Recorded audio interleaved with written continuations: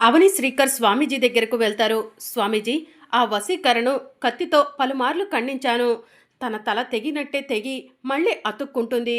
అసలు ఆ వశీకర ప్రాణం ఎందుకు పోలేదు స్వామీజీ అని చెప్పి అవని అడుగుతూ ఉంటుంది. పౌర్ణమి గడియల్లో ఆ దుష్ట శక్తిని ఊరి నుంచి తరిమేసి ఊరిలోకి సంతోషాలు తీసుకొద్దాం అనుకున్నాము. ఫలితం లేకుండా పోయింది స్వామీజీ అని శ్రీకర్ చెప్తూ ఉంటాడు. ఆ వశీకర ప్రాణం తీయటం అంత సులభతరం కాదని అర్థమవుతుంది. ఆ వశీకర్ను ఈ ఊరి నుంచి తరిమేసి ఊరిలోకి సంతోషాలు అలముకునేలా చేయాలంటే ఏం చెయ్యాలో మీరే చెప్పండి స్వామీజీ అని అవని అడుగుతూ ఉంటుంది.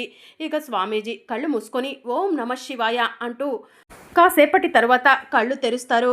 మాయల పకీరు ప్రాణం ఆ చిలకలో ఉన్నట్టు ఆ వశీకర ప్రాణం కూడా ఏదో ఒక ఆయుధంలో దాచిపెట్టింది. ఆ వశీకర మామూలు ఆడది కాదు. దుష్ట శక్తులు అన్నిటినీ కూడా తన వశం చేసుకుంది. రాక్షస జాతి స్త్రీ కాబట్టి తన ప్రాణం ఎప్పుడైనా ప్రమాదంలో పడొచ్చని చెప్పి తన ప్రాణాన్ని ఎక్కడో భద్రంగా దాచిపెట్టింది. ఆ వశీకర ప్రాణం ఎక్కడ ఉంది తెలుసుకోవటం నా దివ్య దృష్టికి కూడా కుదరట్లేదు. ప్రయత్నం చేస్తే ఖచ్చితంగా ఏదో ఒక ఫలితం దక్కుతుంది. ఆ వశీకర ప్రాణం ఎక్కడ ఉందో తెలుసుకునే ప్రయత్నం చేయండి, మీరు సాధిస్తారు అని స్వామీజీ అవని శ్రీకర్లకు చెప్తూ ఉంటారు. సరే స్వామీజీ, మేము బయలుదేరతాం అని చెప్పి అవని అంటుంది. ఇక శ్రీకర్ కాస్త దూరం వెళ్ళిన తర్వాత అవని స్వామీజీ చెప్పిన మాటల ప్రకారం ఆ వశీకర ప్రాణం ఎక్కడ ఉంటుంది అని శ్రీకర్ అంటూ ఉంటాడు. స్వామీజీ చెప్పిన ప్రకారం ఏదో ఆయుధంలో ఖచ్చితంగా తన ప్రాణం ఉండే ఉంటుంది బావా అని చెప్పి అవని అంటుంది. ఇక అవని ఒంటరిగా కూర్చొని ఉంటుంది. చిలకమ్మ నాగమ్మ అవని దగ్గరకు వస్తారు.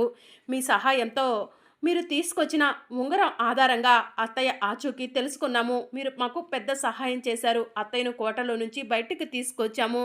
మా కుటుంబ సంతోషానికి కారణమయ్యారు. ఇప్పుడు అసలు సమస్య ఏమిటంటే ఆ వశీకరణను ఖడ్గంతో ఎన్నిసార్లు ఖండించినా తన తల తెగుతుందే కానీ తన తల మళ్ళీ అతుక్కుంటుంది. అది పునర్జన్మను పొందుతుంది. దాని ప్రాణం ఎక్కడో దాచిపెట్టిందని స్వామీజీ చెప్పారు. ఆ వశీకరణను అంతం చేస్తేనే ఈ ఊరికి సంతోషం వస్తుంది అని చెప్పి అవని అంటుంది. మీరిప్పుడు ఏం చేస్తారంటే మీకు కుదిరితే ఆ వశీకర ప్రాణం ఎక్కడ ఉందో తెలుసుకోండి అని చెప్పి అవని అంటుంది. కాసేపటి తరువాత అవును, భూకంపం ప్రళయాలు ఇలాంటివి వచ్చేటప్పుడు పక్షులకు జంతువులకు కొన్ని సూచనలు తెలుస్తాయంటారు. ఆ సమయంలో పక్షులు జంతువులు పిచ్చి పిచ్చిగా చేస్తాయంటారు. మీకు కూడా ఏదో ఒక శక్తి ఉండే ఉంటుంది.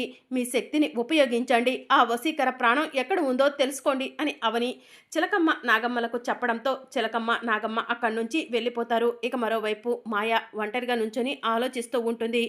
ఆ అవని వశీకరపై నాపై ఎప్పటికప్పుడు గెలుపు సాధిస్తూనే ఉంది. మమ్మల్ని దెబ్బకు దెబ్బ కొడుతుంది. ఊరి వాళ్ళంతా కూడా వేదవతి కుటుంబాన్ని గొప్పగా చూస్తున్నారు. ఆ ఊరి వాళ్ళే వేదవతి కుటుంబాన్ని అవమానించి ఊరి నుంచి పంపేలా చెయ్యాలి అని చెప్పి మాయ మనసులో అనుకుంటూ ఉంటుంది. అప్పుడే మాయ దగ్గరికి రవీంద్ర వస్తాడు. హాయ్ మాయ గారు, మీరేంటి ఇక్కడున్నారు అని చెప్పి రవీంద్ర అడుగుతూ ఉంటాడు.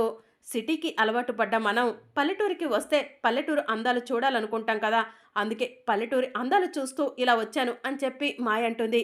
ఎగ్జాక్ట్గా చెప్పారు అని చెప్పి రవీంద్ర చెప్తూ ఉంటాడు. అవును, మీరు ఎన్ని సంవత్సరాలుగా ఈ పల్లెటూరులో ఉంటున్నారు అని మాయ అడుగుతూ ఉంటుంది. చాలా సంవత్సరాలుగా అని చెప్పి రవీంద్ర చెప్తూ ఉంటాడు. అయితే మీకు ఈ పల్లెటూరులో ఆస్తులు ఉన్నాయా అని మాయ అడుగుతూ ఉంటుంది. ఒక 50 ఎకరాల పొలం వరకు ఉండొచ్చు అని రవీంద్ర చెప్తూ ఉంటాడు. అయితే వేదవతి గారితో సమానంగా మీకు పొలాలు ఉన్నాయన్నమాట. మరి వేదవతి గారికి దక్కుతున్న గౌరవం మీకెందుకు దక్కట్లేదు? ఊరి వాళ్ళంతా కూడా వేదవతి గారిని గౌరవిస్తున్నారు. మీ తాతయ్య వేదవతి గారి కంటే పెద్దవారే కదా, ఆయనకెందుకు గౌరవం దక్కట్లేదు అని మాయ రవీంద్రని అడుగుతూ ఉంటుంది. వాళ్ళ ఇంట్లో అమ్మవారు ముక్కు పుడక ఉంది కాబట్టి ఊరి వాళ్ళంతా కూడా వాళ్ళను గౌరవిస్తున్నారు అని చెప్పి రవీంద్ర చెప్తూ ఉంటాడు. ముక్కు పుడక అమ్మవారు వాళ్ళ సొత్తేమీ కాదు కదా, ఈ ఊరికి సంబంధించినవే కదా. కొన్ని రోజులు మీ ఇంట్లో అమ్మవారిని ముక్కు పుడకను పెట్టుకోవచ్చు కదా, మీరు ప్రసాదాలు తయారు చేయొచ్చు కదా, అప్పుడు ఊరి వాళ్ళు మీకు కూడా గౌరవం ఇస్తారు కదా అని మాయ చెప్తూ ఉంటుంది. నువ్వు చెప్పింది కూడా కరెక్టే మాయ అని రవీంద్ర చెప్తూ ఉంటాడు. ఇప్పుడు రవీంద్ర నా దారిలోకి వచ్చాడు. రేపు ఏదైనా సమస్య వస్తే నాకు సపోర్ట్ చేయడానికంటూ ఒక కుటుంబాన్ని ఈ ఊర్లో నేను అమర్చుకోవాలి అని చెప్పి మాయ మనసులో అనుకుంటూ ఉంటుంది. ఇక మరోవైపు అవని కుటుంబ సభ్యులందరి సమక్షంలో వసీకర గురించి చెప్తూ ఉంటుంది. ఆ వసీకర తన ప్రాణాన్ని ఏదో ఆయుధంలో దాచిపెట్టి ఉంటుందని స్వామీజీ చెప్తున్నారు. ఆ వసీకర అంత ఈజీగా అంతం అవ్వదు. ఆ వసీకర అంతమవుతేనే ఈ ఊరికి సంతోషాలు వస్తాయి అని చెప్పి అవని అంటుంది. వామ్మో, ఈ అవని చెప్తుంటే నాకేదో సినిమా చూస్తున్నట్టు అనిపిస్తుంది అని చెప్పి కృష్ణబాబు అంటూ ఉంటాడు.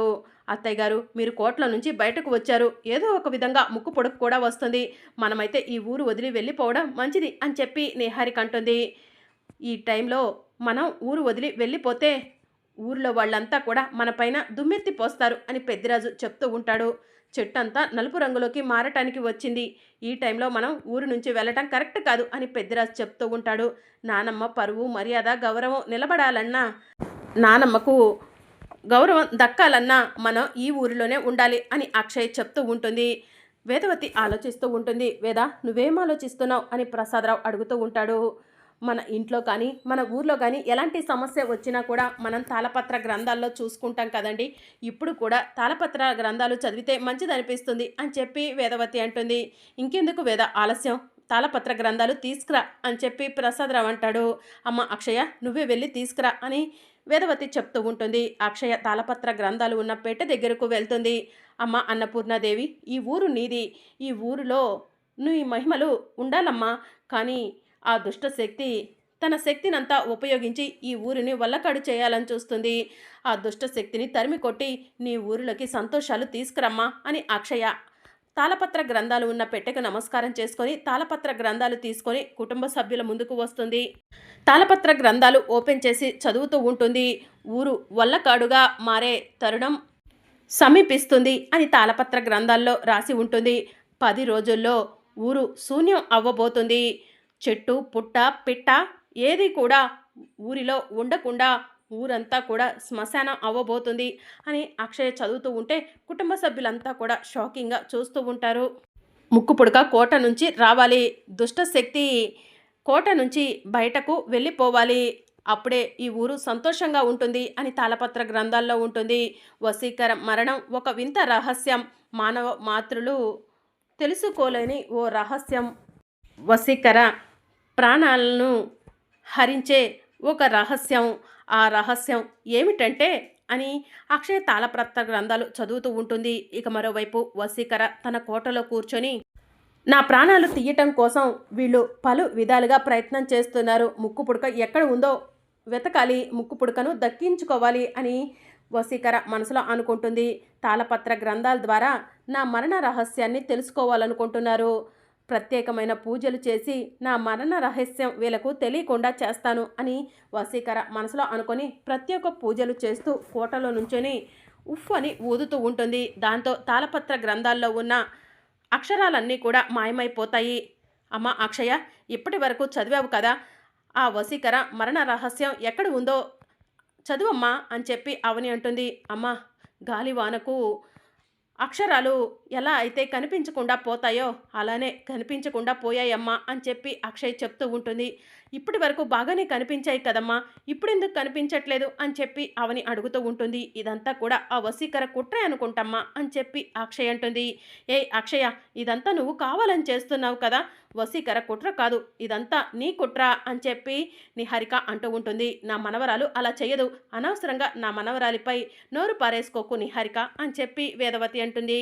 ఇప్పటి వరకు కనిపించిన అక్షరాలు ఇప్పుడెందుకు కనిపించట్లేదు అని చెప్పి వసంత్ అంటుంది. ఇప్పటి వరకు కనిపించిన అక్షరాలు ఇప్పుడు కనిపించట్లేదంటే ఖచ్చితంగా ఇదంతా కూడా వసీకర కుట్రనే. 10 రోజుల్లో ఊరంతా కూడా అల్లకల్లోలం అవబోతుందని తాళపత్ర గ్రంథాల్లో రాసి ఉంది, ఏం జరుగుతుందో ఏంటో అని చెప్పి అవని కంగారు పడుతూ ఉంటుంది. ఇక మరోవైపు ఇద్దరు అబ్బాయిలు గొడ్డలి తీసుకొని ఓడల మర్రి దగ్గరకు వస్తారు. ఓడల మర్రి చెట్టు చుట్టూ చూస్తూ ఉంటారు. రేపు రాబోయే అప్కమింగ్ ఎపిసోడ్లో రవీంద్ర మాయ దగ్గరకు వెళ్ళి, మీరు చెప్పింది కరెక్టే, ఇద్దరికీ సమాన ఆస్తులు ఒక ఊరిలో ఉన్నప్పుడు ఇద్దరికీ సమాన గౌరవం దక్కాలి, కానీ అలా దక్కట్లేదు, వేదవతి గారి కుటుంబానికి మాత్రమే గౌరవం దక్కుతుంది అని రవీంద్ర మాయతో చెప్తూ ఉంటాడు. మనోడిపై నా మాటల ప్రభావం బాగానే పనిచేస్తుందే అని మాయ మనసులో అనుకుంటూ ఉంటుంది. ఊరిలో ఇప్పుడు చాలా సమస్యలే ఉన్నాయి. ఈ టైంలో వేదవతి గారికి పెళ్లి రోజు జరుపుకోవడం అవసరమా అని చెప్పి మాయ అంటుంది. అప్పుడు రవీంద్ర కోపంగా వేదవతి ఇంటికి వెళ్ళి వేదవతి గారు అని పిలుస్తూ ఉంటాడు. ఏంటి బాబు ఇలా వచ్చావు అని వేదవతి అడుగుతూ ఉంటుంది. ఇది నలుగురికి తెలియాల్సిన సమస్యనే, నలుగురికి తెలియాల్సిన విషయమే అని రవీంద్ర చెప్తూ ఉంటాడు. ఏంటా విషయం, ఏంటా సమస్య అని చెప్పి అవని అడుగుతూ ఉంటుంది. ఊరు సమస్యల్లో ఉంది. ఈ సమయంలో మీరు వీళ్ళ ఇద్దరికి పెళ్లి రోజు వేడుక జరిపించటం అవసరమా? ఈ పెళ్లి రోజు వేడుకని ఆపేయండి అని చెప్పి రవీంద్ర అవనికి చెప్తూ ఉంటాడు. ఊరు ఇన్ని సమస్యల్లో ఉన్నా కూడా రేపు పెళ్లి రోజు వేడుక నేను ఎందుకు జరిపించాలనుకుంటున్నానో మీ అందరికీ ఇప్పుడే తెలియజేస్తాను అని చెప్పి అవని అంటుంది. మరి అప్కమింగ్ ఎపిసోడ్లో ఏం జరగనుందో తెలుసుకోవాలనుకుంటున్నారా? అయితే ఛానల్ను సబ్స్క్రైబ్ చేసుకోండి.